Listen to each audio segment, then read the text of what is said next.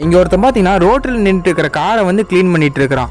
அவன் எதுக்கு அது மாதிரி பண்ணிட்டு இருக்கிறான்னா அந்த காரோட கண்ணாடியை வந்து திருடிட்டு போகதான். அந்த நேரத்துல இன்னொருத்தர் பாத்தீங்கன்னா அவருடைய காரை கொண்டு வந்து நிறுத்திட்டு இவனை பத்தி எதுவுமே தெரியாமலேயே அந்த காரை தான் அவன் தொடச்சிட்டு இருக்கிறான்னு நினைச்சுக்கிட்டு அவருடைய காரை தொடக்க சொல்லிட்டு காசு கொடுத்துட்டு போயிடுவாரு.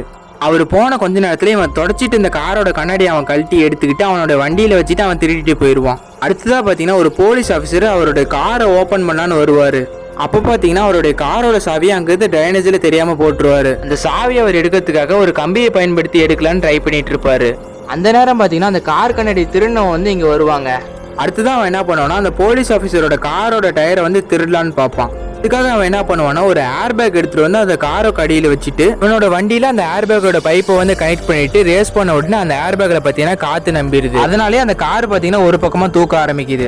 அந்த காரோட இன்னொரு சைடுல தாங்க அந்த போலீஸ்கார் இருப்பாரு. அவர் பாத்தீங்கன்னா என்னோட கார் வந்து தானா தூக்கத்துல வந்து எட்டி பார்க்கும் போது இவன் பாத்தீங்கன்னா டயரை வந்து திருடிட்டு இருப்பான். அந்த டயரை அவன் திருடிட்டு அவனோட வண்டியில கொண்டு வந்து வைக்கலான்னு பார்த்தா அந்த போலீஸ் ஆபீசர் பாத்தீங்கன்னா அவனோட வண்டியில இருப்பாரு. என்ன பாத்தீங்கன்னா அந்த போலீஸ் ஆபீசர் இவன் வந்து அரெஸ்ட் பண்ணிடுறாரு.